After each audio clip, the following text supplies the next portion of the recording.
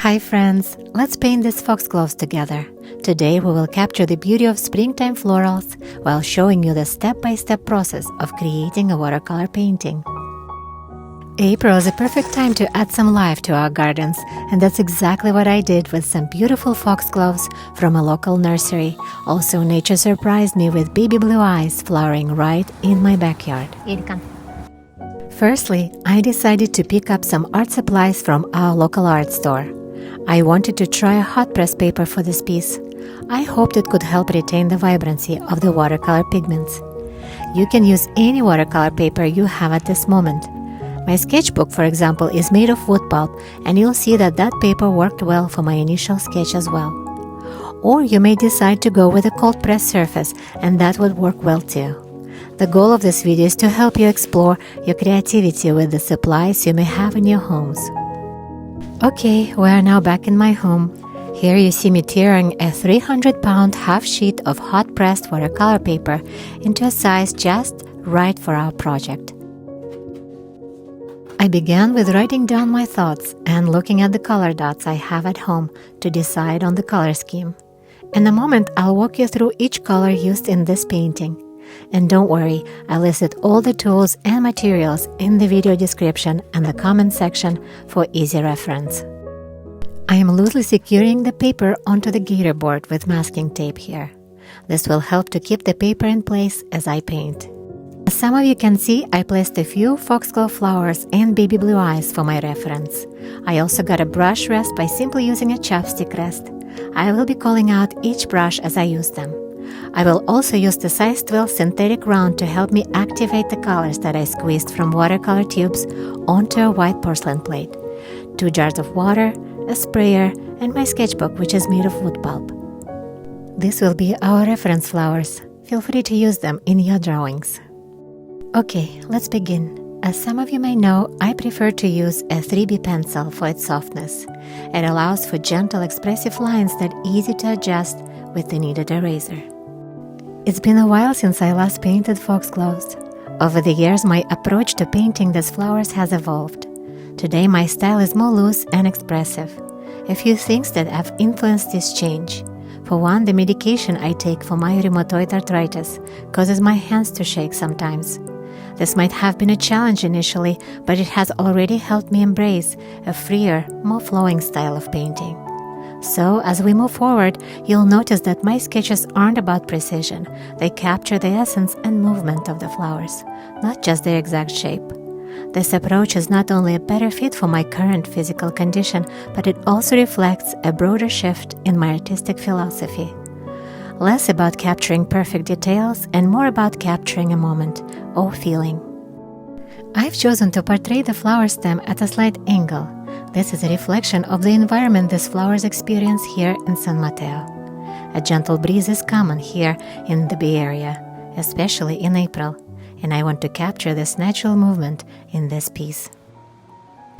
Now let's take a moment to talk about the color palette. Today I selected colors to help me capture the vibrant yet subtle beauty of our flowers. The colors include Oriole and Yellow, a clear bright yellow that brings a touch of sunlight to our painting. Sap Green, I like to use this green often for its subtle warmth. Manganese Blue Hue, a light blue that's great for subtle sky backgrounds or delicate flowers. Cobalt Blue Hue, a deeper blue, excellent for adding weight to the composition. Ultramarine Blue, ideal for darker tones and deeper shadows. New Gamboge, a rich, deep yellow that adds warmth and depth. Bright Pink will be primary cool red I chose for our foxgloves. If you have Opera Pink or Quinacridone Rose, those are great alternatives. Quinacridone Violet and Permanent Alizarin Crimson will help me create strong contrasts and deeper darks. As we enjoy a warm sip of tea or coffee, let's take a moment to reflect on the scene we are about to create. The flowers, the sunny yet breezy day that enlivens them, and the gentle swaying of the grasses around them. Now, as we pre-wet our paper with water and prepare to lay down our first wash, I encourage you to let go of any concerns about achieving perfect shapes. This stage is about setting the atmosphere, about the freedom of your brushstrokes that mimic the airy, open atmosphere of our scene. For the next few minutes, I will guide you through captions and let you enjoy the painting process.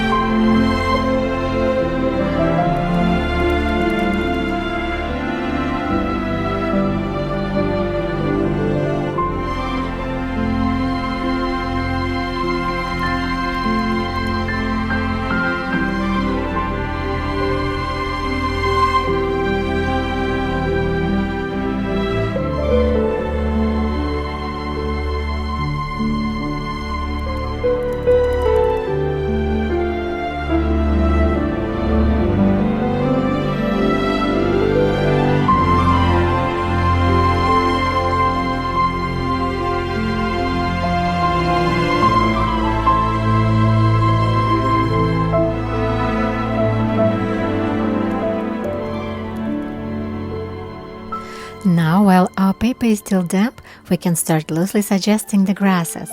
By mixing sap green with a bit of ultramarine blue, we can create a deeper, cooler green that represents the grassy areas around our flowers. As we paint the grasses, let our brush strokes follow the flow of the breeze we've implied with our earlier strokes. This continuity will help unify our painting and enhance the overall sense of breezy, lively day. As you can see, the first wash is pretty loose and free. It will serve as foundation of our artwork, the start of a journey that brings together the atmosphere of a spring day and the tranquil beauty of nature.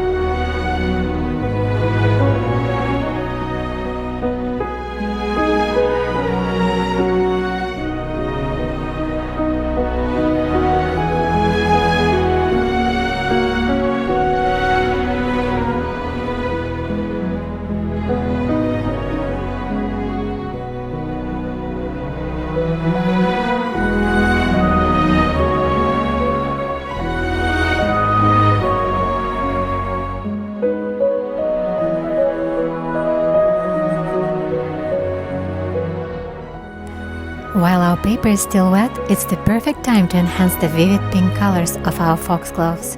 I'm now going to strengthen the bright pink hues of these flowers by adding a thicker mix of bright pink combined with some alizarin crimson.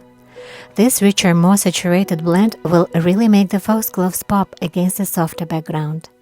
Watch as I apply this color by using a slightly heavier mix, meaning loading more pigment and less water. The pigment stays more vibrant and defined on the wet paper, which is exactly what we need for the main features of our painting.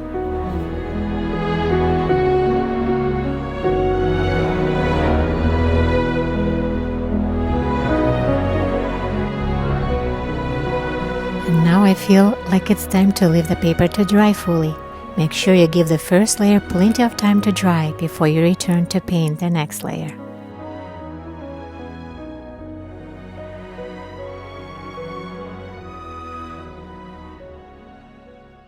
Now that our paper is fully dry, we can start to refine the shapes of our flowers.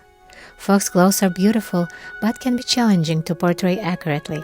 To simplify them in my mind, I envision each foxglove as a tube-shaped structure. This helps me lay out the basic form before adding more detailed elements. The petals on foxgloves are quite symmetrical. Think of one half of the flower as almost a mirror image of the other. This symmetry is useful as you sketch them, allowing you to capture their unique characteristics. You'll see me drawing the shapes of these flowers in various sizes and from different angles. Some appear large and prominent, others are smaller, foreshortened or elongated.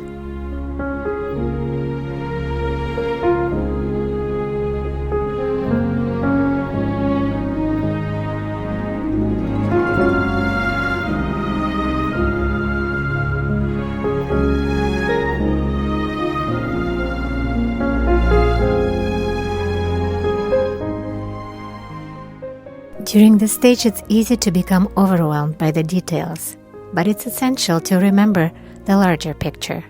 I remind myself of a breezy day inspiring this piece, with flowers gently swaying in the wind. Keeping this image in mind helps me stay relaxed and ensures my brushstrokes remain loose and fluid, which is crucial for capturing the dynamic natural feel we're aiming for.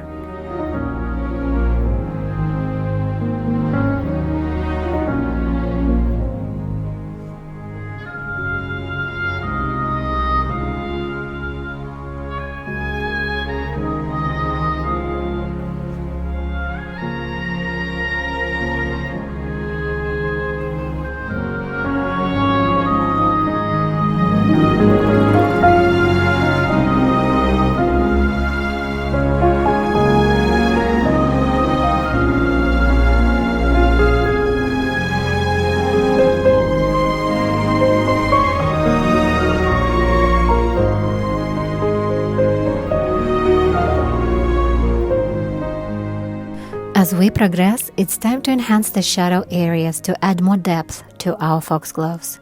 Paying close attention to how light interacts with the flowers can elevate the realism and vibrancy of the painting. The sun in our scene is positioned in the upper right, which illuminates the top sides of the flowers and beautifully highlights their speckled beer tongues. I'm using a mix of deeper, darker hues to define the shadows carefully. Watch as I apply these darker reds to the undersides of each flower, contrasting sharply with the lid areas. This technique brings out the volume and texture of the foxgloves and creates a visual rhythm across the painting. By gradually deepening the values in these shadow areas, we enhance the three-dimensional feel of each flower.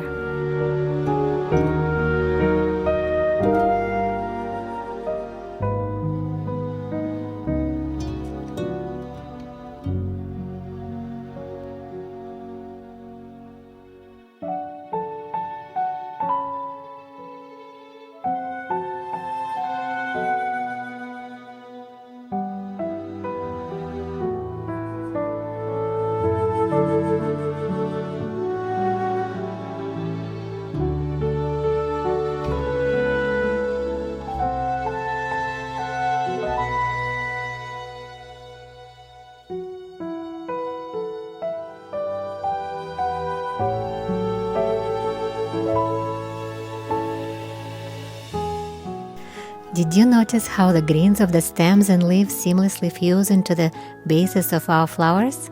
I often do that to help unify the elements of the painting, making it appear as though the flowers and their stems are connected.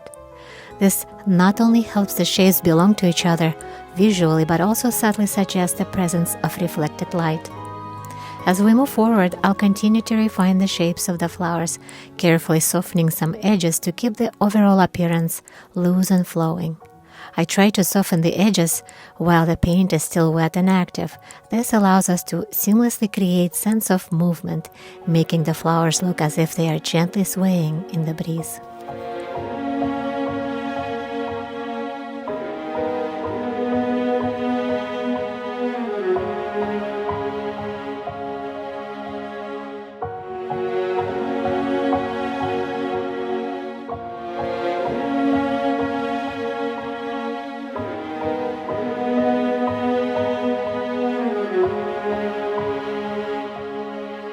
As I loosely outline the leaves and grasses, I'm staying mindful of the natural vein patterns I see on the back of the foxglove leaf.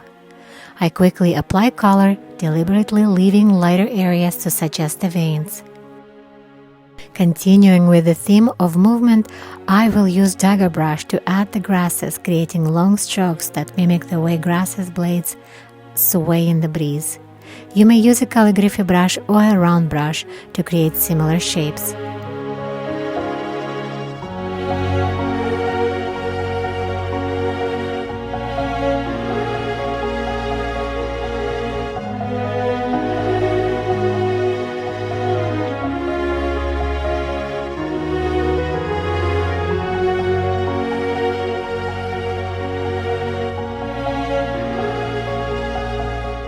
For the greens, I mix sap green with various blues, which provides cooler, deeper greens.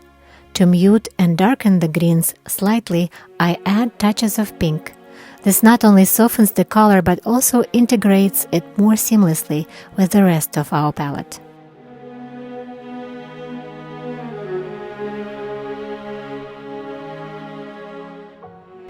And as a finishing touch, I blend all of my colors together to create an earthy brown. This warm, nourishing earth tone helps to anchor the plants visually and emphasize the fertility and warmth of the soil they thrive in. My dear friends, for you who have stayed with me to this point, I extend my deepest gratitude. I know how precious time is for all of us, and I'm truly honored that you chose to spend yours here with me, sharing this artistic journey. For those of you who are still feeling hesitant about your own creative abilities, please know that I never knew I could paint with watercolors when I was just starting out. Here I am, embracing it fully, despite health challenges that could have held me back. Let this be a reminder to stay free in your creativity, to believe in your love for this medium, to keep exploring the amazing watercolors together. You might surprise yourself with what you can achieve. And for those interested in deepening their watercolor painting practice further, please check out my playlists, Watercolor Basics and Watercolor Stories. There's so much more to learn, and I'm eager to help guide you through it. Please ask me any questions you may have in the comments below. I love hearing from you, and I'm here to support your artistic journey.